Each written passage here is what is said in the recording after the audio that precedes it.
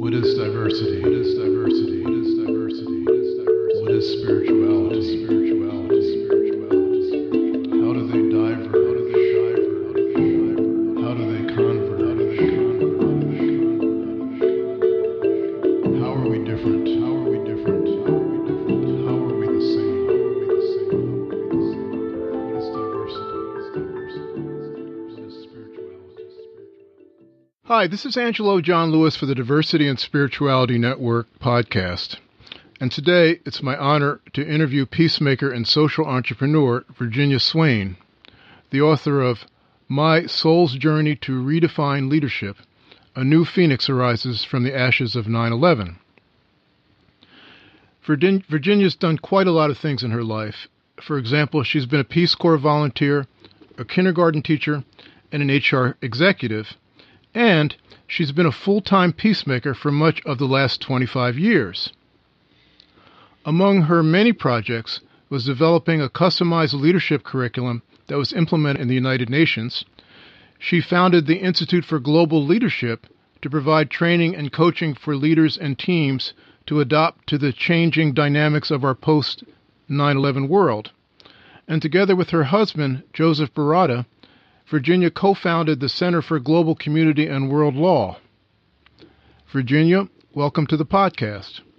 Thank you, Angelo. It's wonderful being here. Virginia, I always start out by asking people the question I'm about to ask you. Can you give me some sense of your early spiritual and religious upbringing? Sure. Even though I was raised traditionally as an Episcopalian, I was always open and always willing to listen to my inner voice. And I had some amazing experiences as a child, like an inner knowing, where I knew that inner knowing was the answer to humanity's problems. Even at a young age, it was very powerful to experience the numinous that occurred from some mysterious power, which I never knew in the traditional upbringing I had. So you kind of put the two things side by side. You had what you were hearing from your Episcopalian minister and the congregation, but you also had this sort of inner voice that you're hearing. Yeah. By the way, those words are not mine. They're Mary Coelho's words, but I just love them. This is the answer to humanity's problems. Okay. I know in the introduction to your first book, A Mantle of Roses, you describe a kind of epiphany that led you to the work that you're doing now. I wonder if you could share a little bit about this. Sure. I had personal experiences with Christ and Mary. First, Christ gave me a mantle of roses in a waking vision I had, and I could actually smell the roses. It was profound, and I was amazed at this. And it turned out to be an expression of my healing that he was offering me, a healing from my childhood. And as I lived into that mantle of roses, I was able more and more to be my true self. And then with Mary, about 6 months later, I had an apparition with her where she came to me and told me it was time for me to know who I am so I could help others be who they are. Now, that is definitely a vocational calling for me. So first of all, to know who I am beyond what society knows about me or what I know about myself. So in a larger sense, the way maybe God knows me. And Mary says, then I could help others be their true self, who they are. Profound, and I'm still living that as my mission statement. Well, having known a little bit about you, I know that personal tragedy has affected your true calling. I wonder if you could share a little bit about that. Absolutely. My brother's sudden death came one day after you called me when I was a human resource manager at Pepperidge Farm, and he asked me to have lunch with him. He was in a crisis, emotional crisis. And I just was too busy. Even though I was a second mother and I had rocked him to sleep when I was 10 and he was just born, I couldn't leave my work because my boss was hanging over my desk. I had a million things to do that I couldn't do if I had gone out to lunch with him. But the next morning, my mother called me at 5:30 in the morning and told me that my brother had been killed by a drunken driver. Wow, that was one way to empty you from it emptied me. I cried, literally cried for 6 months. And then in the next 15 months, within the next 15 months, I had two more tragedies. My father died, and my husband and I divorced.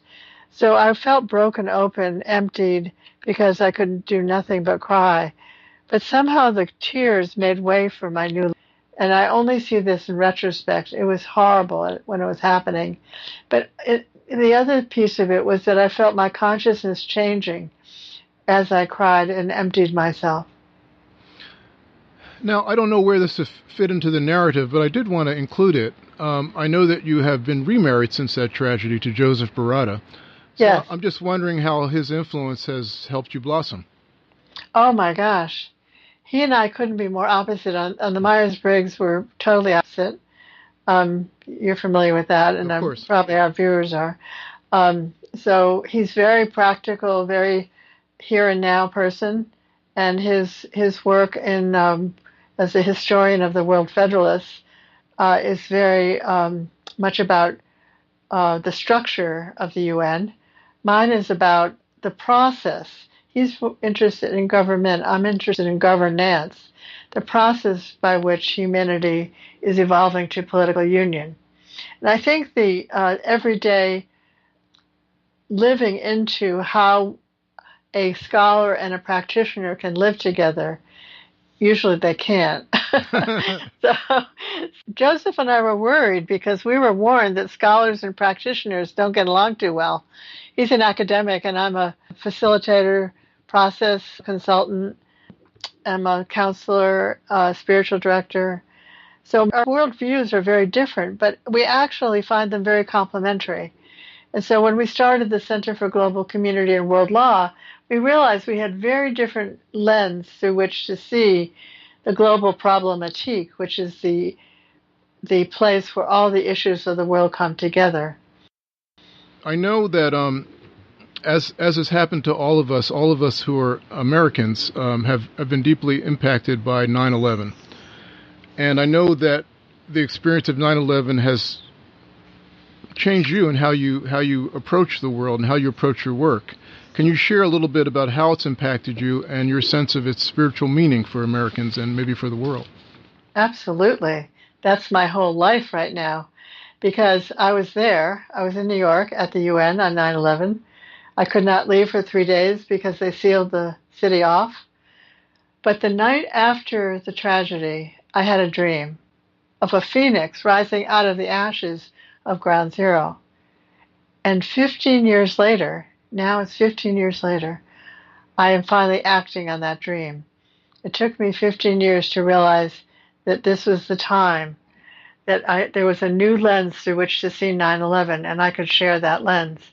Because the phoenix coming, the phoenix is a bird of regeneration and resurrection. And it's a bird where people can connect to each other. And it's been amazing for me to realize that I could have some impact on present day America and also impact the growth of the United Nations because the United States is the only superpower left.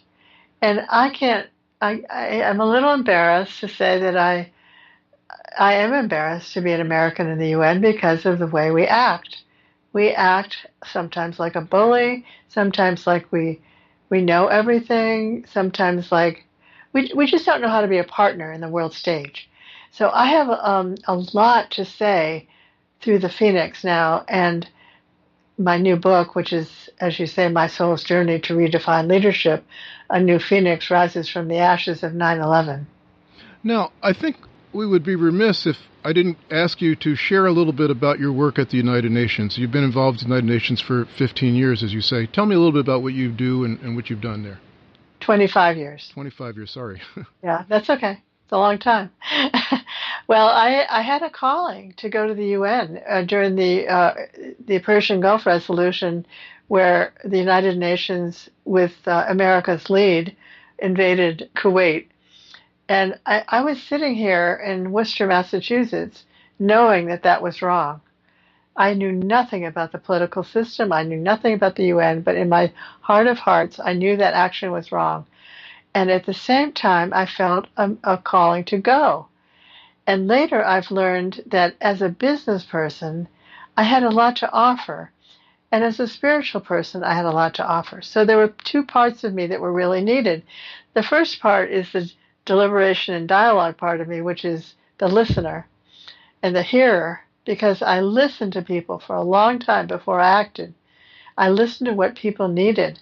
And that really started me off on the right foot, because it was right before the Earth Summit, and I ended up going to the Earth Summit and experiencing what the world's issues were in a microcosm, having met street children in Rio de Janeiro, where the Earth Summit was held, and realizing their plight, going to a vigil of all the world's religions with the Dalai Lama and other amazing people with 40,000 people from around the world, experiencing community in the sense of connectedness.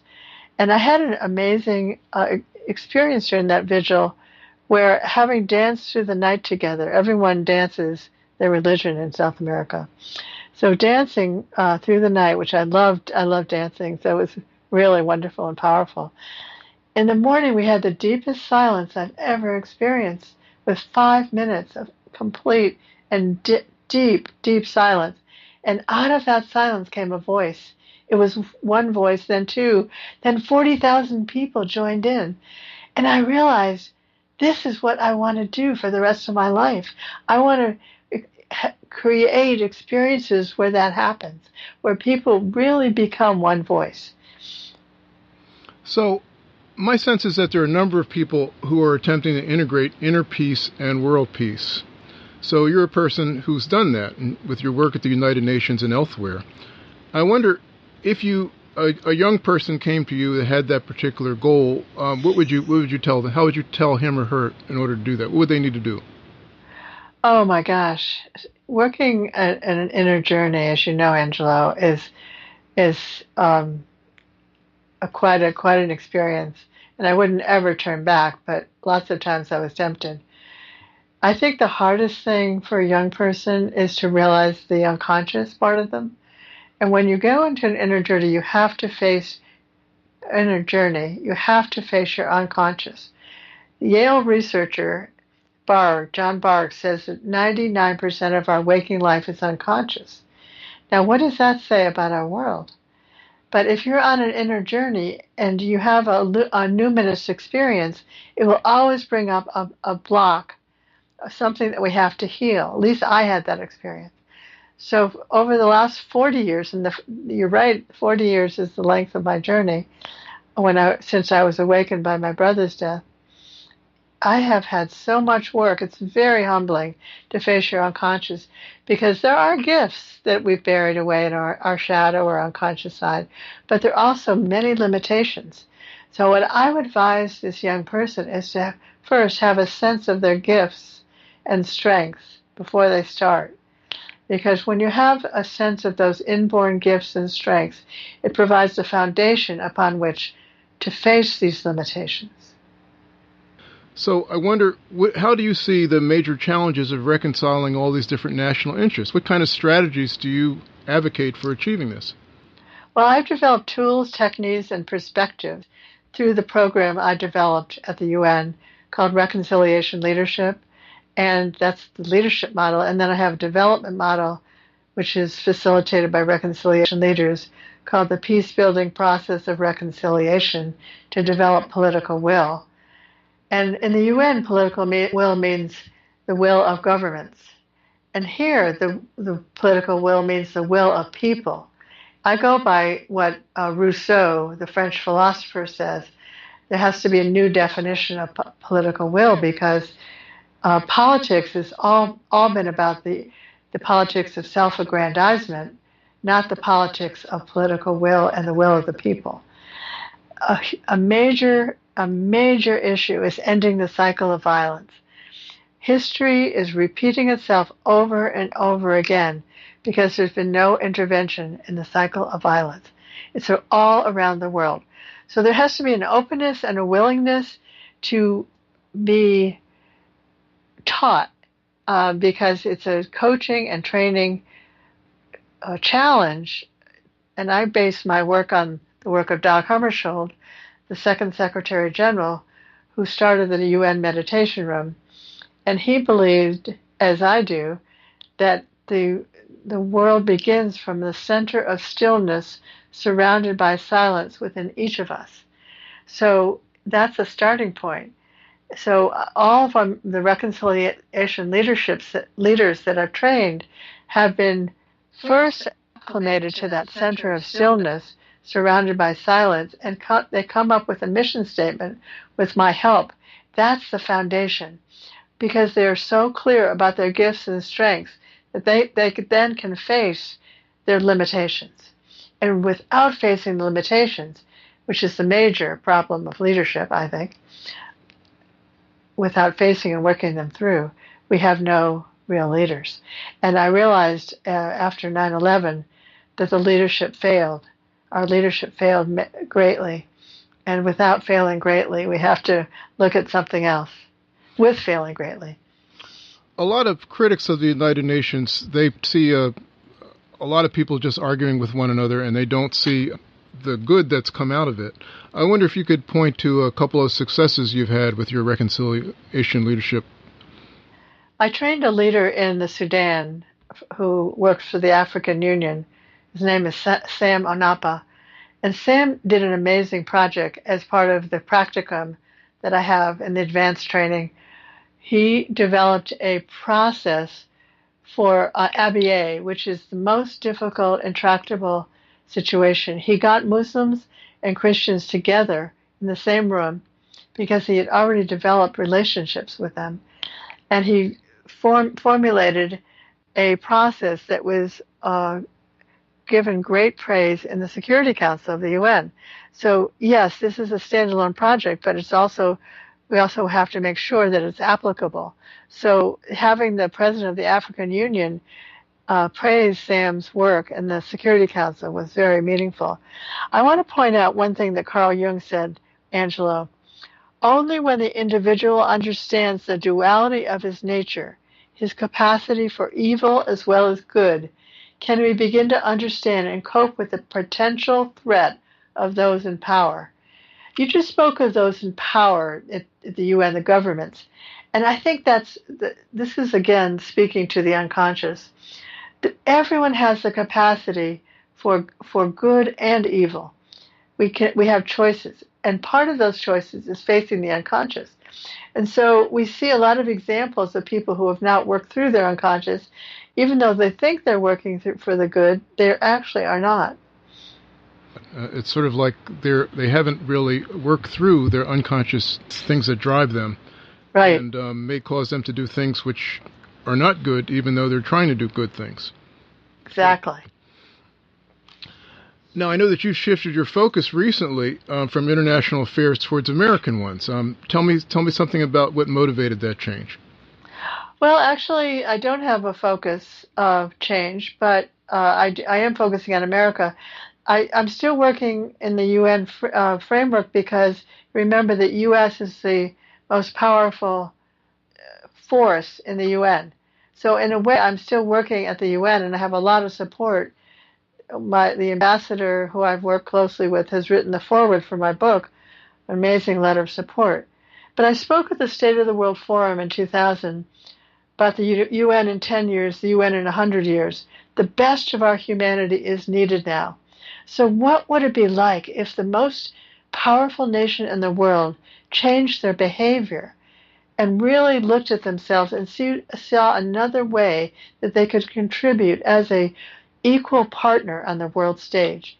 So America's Soul Cafes are about helping participants who really want to help really see that their inborn gifts and strengths can actually be brought to the Phoenix as a way to heal America's soul. So I go deeper than the personality in this project. The America's Soul Cafe are about bringing the Phoenix teaching, the Phoenix that came to me 15 years ago and has taught me so much, And the Phoenix is still the teacher of these participants through me because I've incorporated and integrated it inside me. And the Phoenix has invited us as Americans to look differently at ourselves and realize with our soul qualities that we bring in when we come can be applied to a different way of working in America and offering America in a new way to the UN and to the world. So in a way, I still work at the UN and I still have affiliations there through the Global Movement for the Culture of Peace and the Institute for Global Leadership, which I started in 2001 after 9/11. With my new leadership program. And I work with business. The Global Compact at the UN is an organization that works with business groups, and I'm part of that. You should say a little bit about what these soul cafes are. What are these soul cafes you referenced? The soul cafes are places where it's an online World Cafe. You may have heard of the World Cafe. Yes. I was trained in the World Cafe fundamentals at Fielding Graduate School about a year ago, and I have adapted what I've learned. I'm still part of the World Cafe community, but I've adapted what I've learned to America's Soul Cafes. So the basis is taking on large questions, and in a listening and hearing dialogue where people can bring their concerns and work in small groups even within the Soul Cafes through the World Cafe methodology on Zoom. It's an online free environment. I don't charge anything. I ask for donations if people would like to make donations to a GoFundMe project called Healing America's Soul, Virginia Swain for America's Soul. But I'm concerned about people being participants even if they can't afford to contribute. So I want it to be free and unrestrained, completely open and transparent and inclusive. Yeah, I will put some notice about the World Cafe in the show notes. If people are interested, they can follow up with you. Oh, thank you. You know, I know this is a big question, and you kind of alluded to earlier in our conversation as to the sort of, I guess I'll call it negative aspect of America on the world stage. So my question is, do you have a sense as what the spiritual destiny of America is and how we as citizens can help the country realize it? I think we're evolving to be an equal, true partner on the world stage, and we're having tremendous growing pains. There's tremendous need for teaching how to be together, and that's part of the reason for America's Soul Cafes. But my sense is that with that evolution, I believe the Great Spirit, is my Hopi elder friend Thomas Bianca said when he delivered the Hopi prophecy at the UN. And I go a lot by the Hopi prophecy. I believe that we have to change our consciousness. We have to take responsibility for what we've done, and we don't. Most Americans do that. So I want people to have a voice and see that they're important, because most people who are disenfranchised don't feel they're important. So if you look at the spiritual destiny of America and how we as citizens can help the people realize it, I hear through the Phoenix that everyone is welcome to America's Soul Cafes, no matter what their sort of place is, stage of development or what. They will be heard. The only thing that we need to remember, though, is that they have to hear others, too. So we have to have people who are ready not only to be heard, but to listen. So not everybody's ready for that because they feel so disenfranchised. So I know that there are many people working with disenfranchised in different ways, and I have other methodologies through the Global Mediation and Reconciliation Service I started when I was invited to the Hague Appeal in 1999. I believe my overall mission is to restore faith in humanity. So if you look on the website restoringfaithinhumanity.org, you will see my latest project. But it's part of the Institute for Global Leadership, that I started right after 2011. You see, I believe all of us has to envision solutions that we, in our mind's eye, through meditation, through receiving visions through the numinous. And I have in front of me a collage I did before maybe 2 years before I started American Soul Cafes, and even before I thought about going to do this work. And it was a vision where I saw Americans on an equal footing with all other people in the world, where I saw us all singing our soul songs, where I invited people to join me on this journey as a global citizen acting locally. You see, you could be a global citizen with a worldview and act in your own city or town, and you can act nationally that way too. Global citizens are needed desperately, people who have this worldview. And I think because I had been in the Peace Corps for 2 years, I had started that worldview back when I was 20 years old. As you know, a lot of people are very depressed, discombobulated, whatever word you want to use, by the current political state that we're undergoing at the current time. I wonder if you have any thoughts as to the meaning of what we're going through now. Absolutely. It's an invitation for all of us to do our personal work. Because you see, the people that are most upset are the people that haven't done their personal work. I feel very calm right now about everything, even though there's some things that upset me, but I realize that I'm on a path that it has a destination. And I have done, every time something comes up, I make sure I work it through, because that is the work. Every soul has to do their own personal work.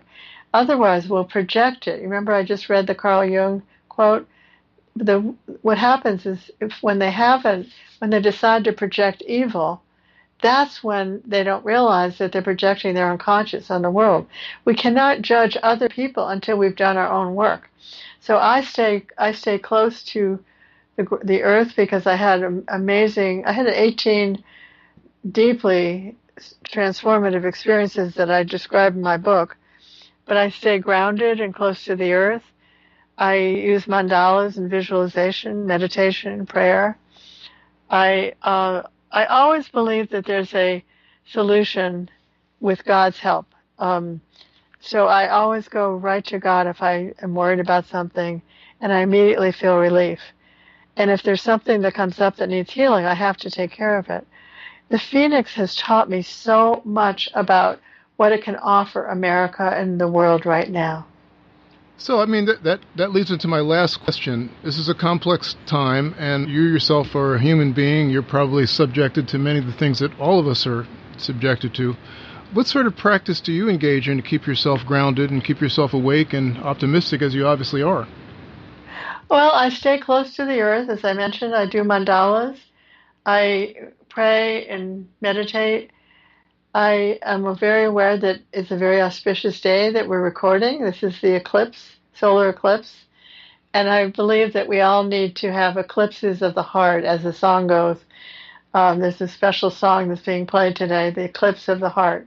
If we all were in our hearts, we could really welcome each other differently. We could be together as brothers and sisters, which is our destiny. And all of us can see the world as John Glenn did when he gave us that amazing image of space as he looked back at the earth from space. You know, it looked like the earth looked so peaceful, didn't it? Yeah. And that gives me a lot of hope that there are problems, yes, but everyone has a choice whether to live from that place, as Carl Jung said, of projecting their dark side, their evil, their shadow side on the world, or their goodness. And it really requires us finding spiritual practice that will affirm us right now, and that's what I do in the cafe. I affirm all of the hosting team. We have 4 wonderful people on our hosting team: Robert Kaufman, Kim Crowley, and Chet Warsinski. We all affirm and celebrate people and their goodness and what they have to offer through their soul to the Phoenix. Well, Virginia, this is wonderful. This has been a great inspirational conversation, as you say, held on the day of the solar eclipse. And, it's been a pleasure talking with you. And I know that we're going to stay in touch. And As I mentioned, I'll post some links to your various projects in the show notes. So thanks very much for joining me. Thank you so much, Angela. I really enjoyed getting to know you, and especially this interview is great. Thus concludes my interview with Virginia Swain, a new friend and inspiration.